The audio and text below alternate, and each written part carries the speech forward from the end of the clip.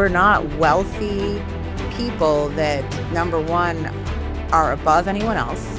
I still struggle with making sure the utilities are paid, clothing the kids, the grocery bills are astronomical, the gas. I'm just a normal person.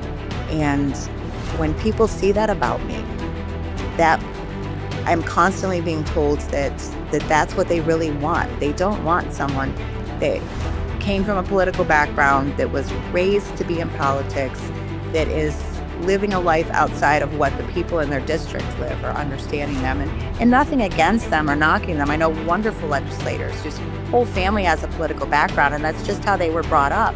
But I just have chose to remain just one of everybody else. I don't want anything special. I just want to help people and listen to people and talk to them like a normal person. Americans are capable of achieving extraordinary things when they have the freedom and opportunity to do so. This is American Potential. Hey everyone, I'm your host David Fromm, and I want to welcome you to the American Potential podcast. Everyone has life experiences that shape us, and sometimes those experiences are so impactful they either knock us down or they motivate us to stand up and make a change. For today's guest, she was like most moms in America, focused on raising her family and working. But during COVID, she was working as a nurse and started to see people's medical freedoms being taken away. So she started asking questions. Then a family tragedy a year later changed her life. Instead of letting it defeat her, she turned her pain into purpose, working to make a difference not just for herself, but for her grandchildren. And that's what led her to run for state office, not because she planned it, but because she wants to protect people's freedoms. I want to welcome to the podcast Michigan State Representative Jamie Thompson. Representative, how are you? Thanks for joining us. Hi. Thank you so much for having me. It's an honor to be on your show. So to start out, can you share a little bit of, just about your story, why you decided to become a nurse and kind of what that process was like? Yeah, absolutely. So growing up, my mom was a nurse, and I always admired my mom and looked up to my mom. But when I graduated high school, I didn't go right to college. I got married at 20, and I had my three children, and I decided to stay home to be a stay-at-home mom with them. And making that choice, I always knew that I would go back to school, but I just didn't know what that would look like. And then when they were all in school officially, when my youngest was in kindergarten, then I began taking college classes at 28 years old to go back to school to be a nurse, and went through, got my nursing license. It was really hard when my children were in school, and sometimes I had to choose to do my homework or their homework, or at the time, my oldest was getting a little rebellious. She was a teenager that ended up having a boyfriend that my husband and I didn't like. So we had to work through all of that in order for me, and just keep pushing through that this is what was best for our family. This was best for me. And nursing school is not easy. Nursing school will break you. And I know a lot of families that have nurses in their families will tell you that story. It's really hard to get through nursing school and come out on top. But I did. And then we're the normal suburban, middle income family that my husband owned a construction company, had his business license, and my mom was nursing, I was nursing, raising three children, and was not engaged in politics, wasn't interested in politics. I think my husband and I felt like things were good as a state and as a country if he had work, because he was in the construction business, and we were just really busy and not paying attention. And then when 2020 happened, everything changed in our lives, which drew me to the point that I'm at now. Yeah, so the COVID lockdowns are what really drew you in and caused you to pay attention to politics and what your government was doing, if I'm understanding that correctly. Maybe talk about, tell me about how that came about for you, and how you saw the issue of medical freedom being taken away as something that concerned you.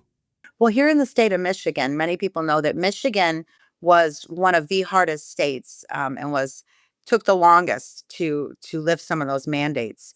And I was a practicing nurse at the time, and I just saw things happening. The confusion in the beginning, typically as a nurse, you're not wearing gloves and masks in the hallway because it tends to scare patients, or they think maybe you're infected with something prior to us even knowing what COVID was. It just was not policy to ever wear your gloves and a mask in the hallway. You just didn't do it. And your mask was for um, sterile technique. It was not for everyday mask wearing. And the confusion of do this, don't do that, we're doing this, now we're doing this, wear your mask, wear your gloves. Nope, we're not doing it today. It was just, it didn't make any sense to me, even from the beginning. And then when I started seeing the doctors coming into the units with their scrubs on, and then the director of nursing getting upset because she thought he was scaring patients because normally the doctors would come in their suits. They didn't have their scrubs on. So, and when I started talking to the infectious disease nurses, what do we think this is? What's going on? What is our plan? And when I was told we don't have a plan, we're sort of figuring this out as we go along, that didn't sit right with me because one of the things that I love about being a nurse is having autonomy, being a critical thinker, being able to think outside of the box, protecting my patients, advocating for my patients. There was no proper training. And then it quickly spun into they weren't letting us do the things that we knew how to do, even when it came to providing an inhaler, Solumedrol, um, a steroid that was number one on your list to use for people with respiratory issues, even if it was, bronchitis or even a flu or allergies. It was such a common medication that we always provided. And people were coming in and we were basically sending them home and telling them until you can't breathe anymore, don't seek treatment. And then I was watching a lot of my nurse friends, that one of them in particular, she was working on a COVID unit and her husband got diagnosed with COVID and he ended up passing away. And the absolute unrealistic, unheard of thing happened. She was not allowed to sit with him and be with him on the same floor that she worked. But the day he died, she couldn't be with him, but the next day she was expected to be back at work on that same unit. It was making no sense to me and it was tearing me apart. And Oh, my husband said, "I don't think you should go back. I think that you should, take a leave of absence, maybe go per diem." Things that had started getting pushed right when I kind of backed away, the push for medical health professionals to get the vaccine were no so strongly pushed. And I was talking with nurses that said, I'm going to walk away from nursing. I've I worked my whole life to become a nurse, and the education and the costs, the student loans, to make a choice because you're always taught once a nurse, always a nurse. And I saw these healthcare workers stepping away because they did not trust the vaccine. They didn't trust the time that it took for it to be brought about. And then even there's a whole world of healthcare professionals that choose not to vaccinate and choose not to get the flu shot and choose not to even give their children vaccines, all or none. And that was always okay. And all of a sudden now it wasn't okay. So the lie that was told that this is nothing more than you're not allowed to work in a hospital unless you're vaccinated for the flu or get your flu shot because it's not a vaccine. Get your flu shot. What's the difference in getting a COVID vaccine? And then I would say, because I've never gotten the flu shot, I choose not to. I sign the form that I'm choosing not to. I put my mask on like they want you to, and that might last a week. And then everybody knew the deal. Then you just roll around to everything. You went back to not wearing your mask. You were never chastised for it. You were never demeaned for it. Um, so I started paying attention to what was going on in the news. I started paying attention to a lot more conservative podcasters, Dan Bongino, Candace Owens. And then we came into, so I decided not to go to work anymore. I went per diem, which meant that I just had to work one weekend a month. And where I was at, I actually got very lucky. And unless things were really, really bad, I never got the call that I had to come in because at the time our children were on Zoom, which meant two of my grandchildren were on Zoom. And my daughter, at the time in 2020, she was taking her prerequisites in college to become a nurse herself. So, me being at home trying to help the grandchildren on the Zoom so that my daughter could get on Zoom because there was no way I was going to let her drop out of school and lose her momentum because she was right there where she was going to be making her application to get into the nursing program. She was just completing all of her prereqs. That summer when the whole BLM movement and Black Lives Matter and the election with Trump and Biden and what happened here in Michigan, at the TCF Center, everything was exploding. And then really what really pushed me very hard into the political world was I had seen a girl, a nurse that I'd worked with for many years, an African American woman. Her and I had a great relationship.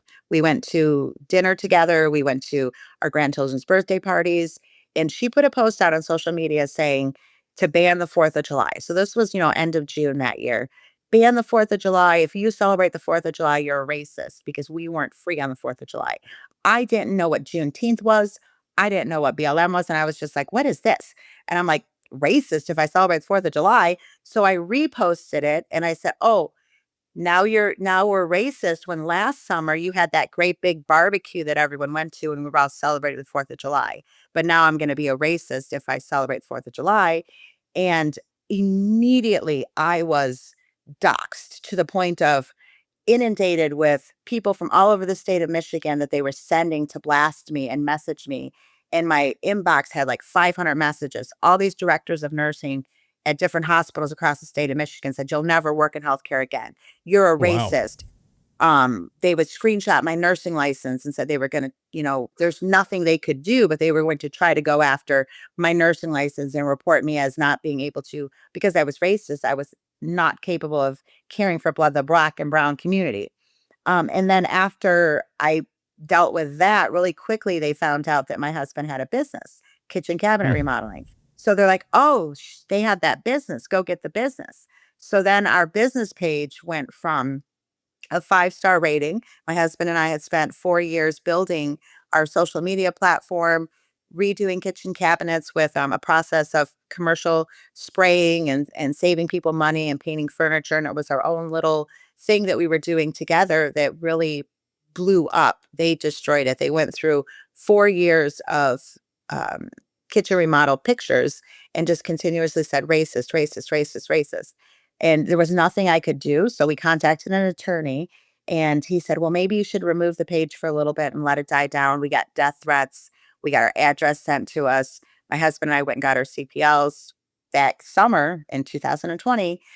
And looking back, I can remember watching a Dan Bongino episode at the same time and him saying, "What are you going to do when they come to your door? Are you going to back down? Are you going to hide? Are you going to be muffled?" And my husband and I said, "No, absolutely not." So we did not delete the Facebook page. We actually posted on the Facebook page that we know we have a lot of deposits out there, but we do not support BLM. And if you're not okay with that, you don't have to agree with us. We'll give you your money back and that's completely fine. We got a couple people that did ask for refunds because they said they supported BLM.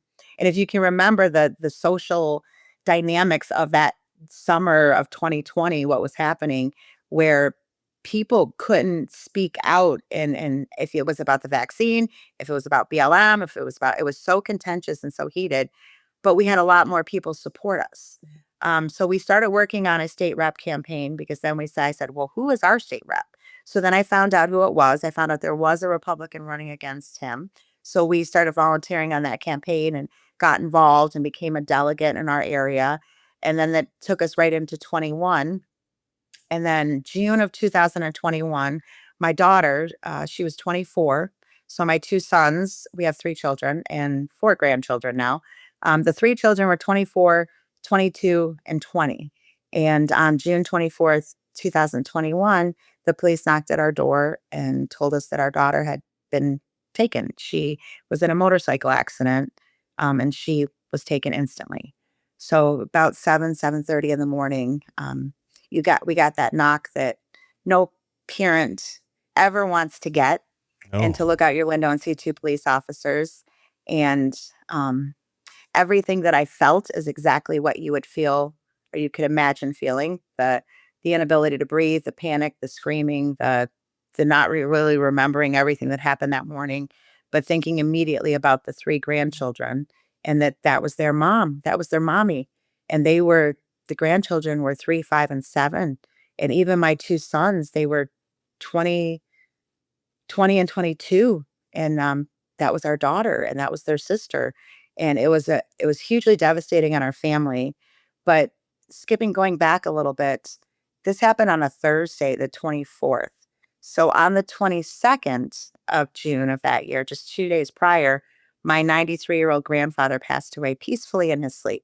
And our family was upset, but really was like, wow, he really had God's grace. He passed away in his sleep. His skin was intact. He had end stage Alzheimer's, but he lived a good life.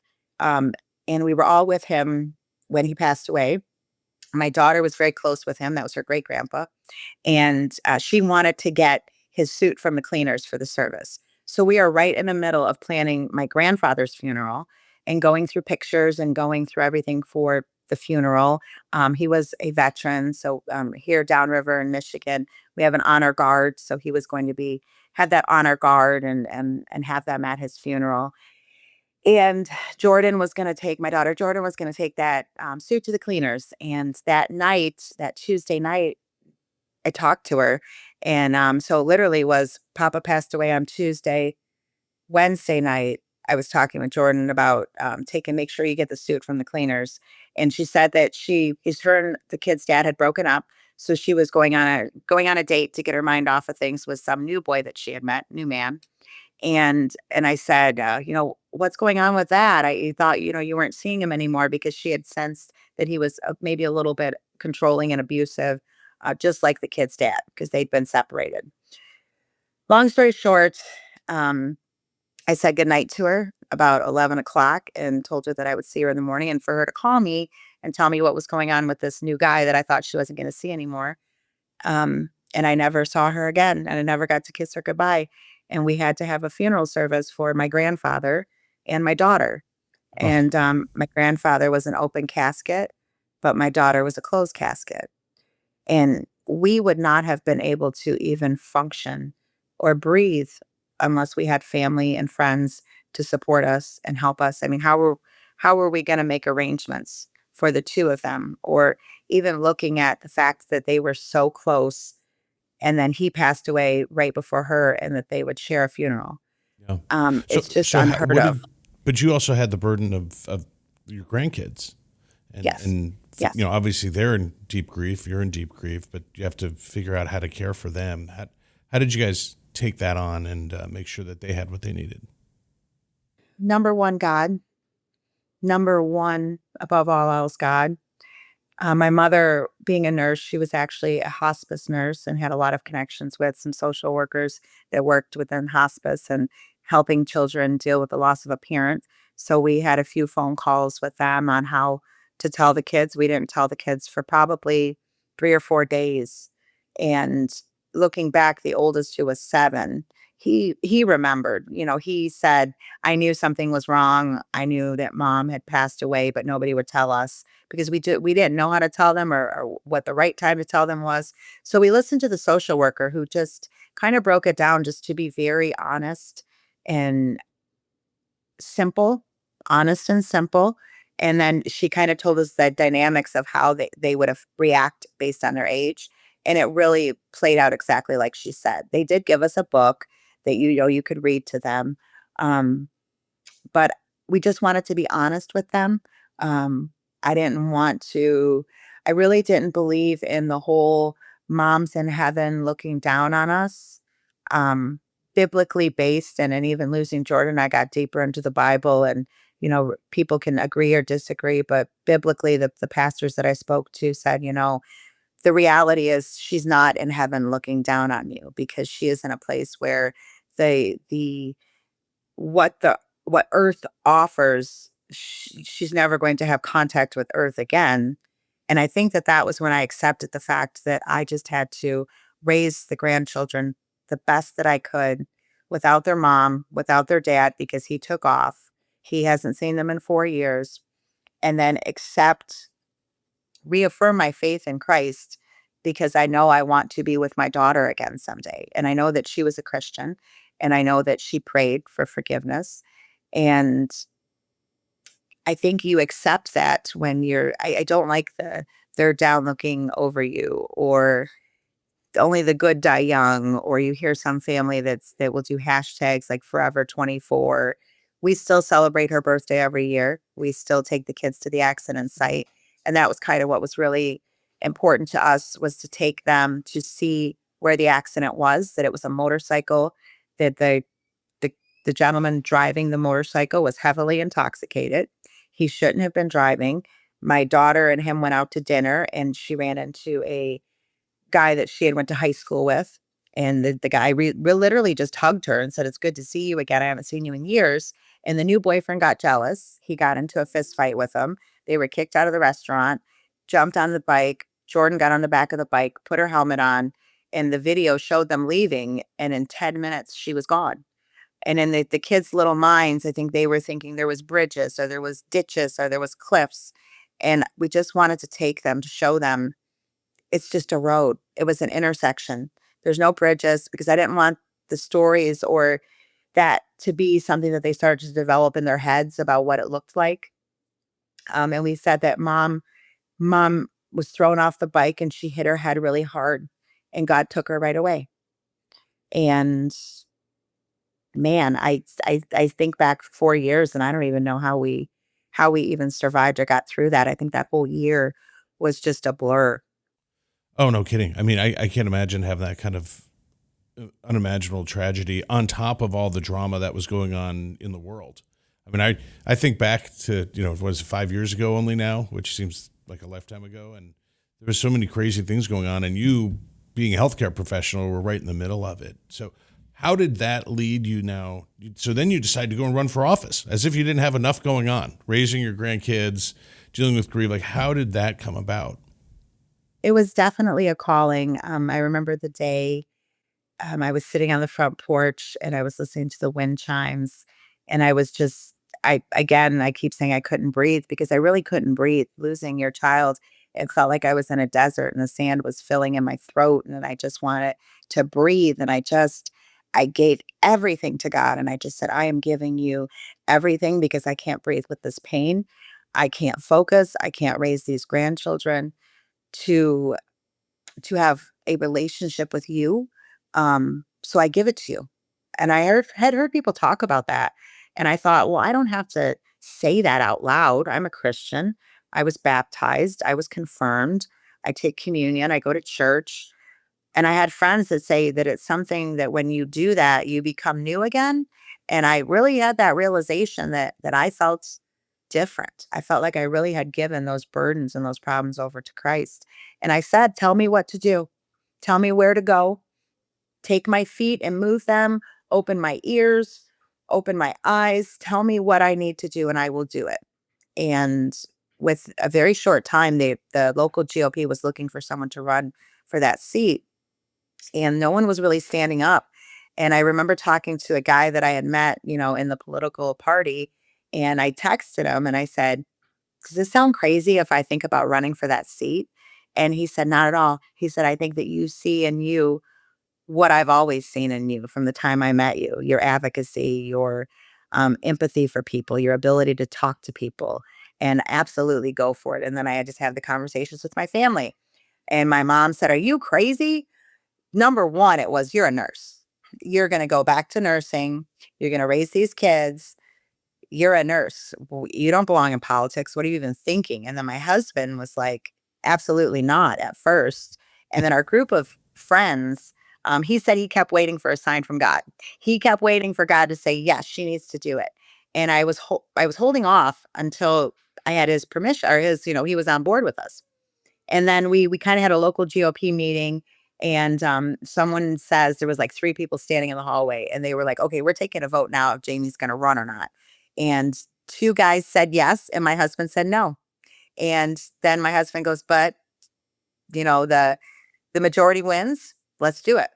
And Wow. he was very supportive. I was the underdog. I was not born into politics. I was not. I didn't know, even wealthy families in our community that I could have a good donor base because, it takes money to win elections. I really ran a grassroots campaign where I knew the more people that I talked to, the more people that I listened to, and didn't try to throw a bunch of political jargon their way, and was on their doorstep saying, "Hey, I just live down here. I'm your neighbor. I live over here in Brownstown. I'm just running for office because of A, B, and C."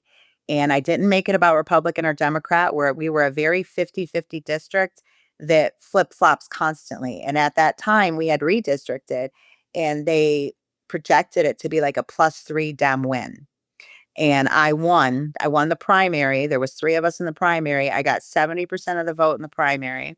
And then, the GOP and the House Republicans came on board and started supporting me after the primary. And then the election, I only won by 770 votes, which was the second smallest margin in the state of Michigan. And it was actually in 2020 when the state of Michigan lost everything, where we Right. lost the governor, we lost the House of Representatives, we lost the Senate, we lost the Attorney General, we lost Secretary of State.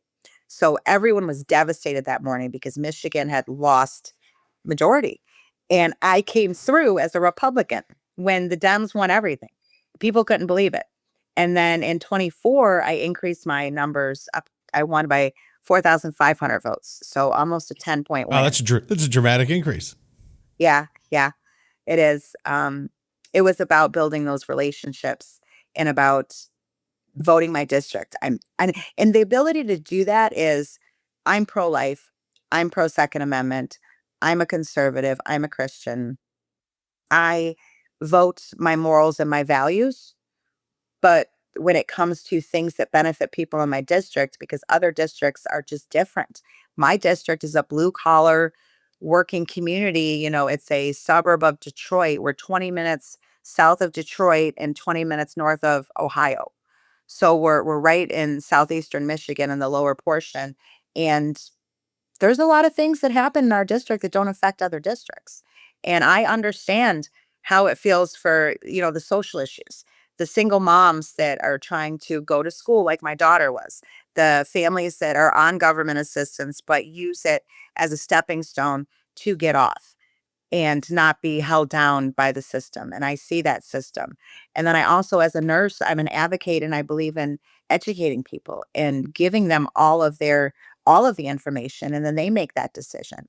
And then I always follow through with people. The most important thing I think is when people reach out to my office, whatever the concern is, that we follow up with them. And even if I can't solve their problem, that I reached back out to them and said, I'm so sorry I wasn't able to get that done or I didn't get an answer, but I'm here for you. What you're saying is important and it matters.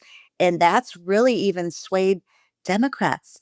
It blows my mind that my proudest moments, honestly, are when I get messages saying, "Hey, I'm a Democrat. I'm a loyal Democrat, lifelong Democrat, but you're really working for us and you're really in the community and you got my vote. I voted for you." So you were, I mean, you're in the midst of turmoil from coming out of, COVID, working as a nurse, dealing with that. Then the BLM protests kind of upended your family business and, really are just dramatic all the way around. And then you had unbelievable personal tragedy. You're now dealing with you have to figure out what to do, how to have your grandkids have a great life. And you're the primary person for that. But then that ends up leading to you to run for office. What of all of that stuff, all that tragedy and difficulty, how has that informed, one, you taking the step to run for office, and then how has that informed your life as a legislator? It's gave it purpose. It's given my life purpose and it's keeping me grounded because I don't believe in being a politician. I firmly believe in being a public servant. I remind everyone on a daily basis I am no one special. Don't treat me like I'm special because I'm just like you. Um, we bleed the same. We deal with the same financial stress. The misnomer is, and I know every state is different on if it's a full-time legislature, a part-time legislature, the money they earn. Legislators in Michigan in the House of Representatives, we actually voted, I guess I was talking to someone not probably, I'm going to say maybe 15, 20 years ago. It was a long time ago. They voted to take a 10% decrease because they needed the money for state funding that year. And we've never had an increase since then. So I brought home $63,000 last year. And my husband never went back to work because of the grandchildren. And he's just at the point that they're 7, 9, and 11. So it's time for him to go back into something but try to stay close at home because I'm in Lansing a lot. I'm at the Capitol. And we're not wealthy people that, number one, are above anyone else. I still struggle with making sure the utilities are paid, clothing the kids, the grocery bills are astronomical, the gas, just a normal person. And when people see that about me, that I'm constantly being told that that's what they really want. They don't want someone that came from a political background, that was raised to be in politics, that is living a life outside of what the people in their district live or understanding them. And nothing against them or knocking them. I know wonderful legislators whose whole family has a political background, and that's just how they were brought up. But I just have chose to remain just one of everybody else. I don't want anything special. I just want to help people and listen to people and talk to them like a normal person. And a lot of times these politicians forget that, and they forget how to talk to people. You can see it in the conversations they have. They're really they're not down to earth anymore.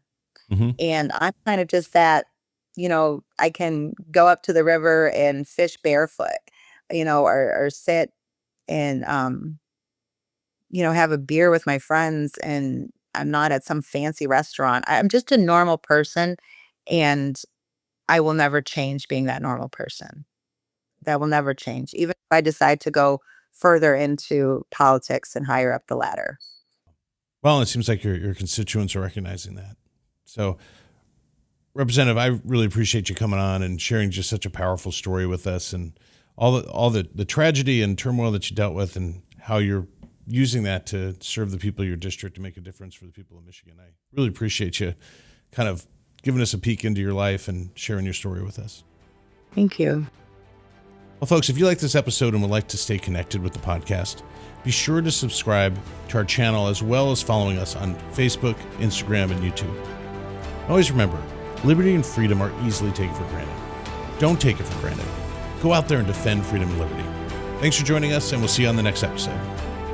Thank you for listening to American Potential. You may listen to more stories from Americans working every day to expand freedom and opportunity in their communities by visiting AmericanPotential.com.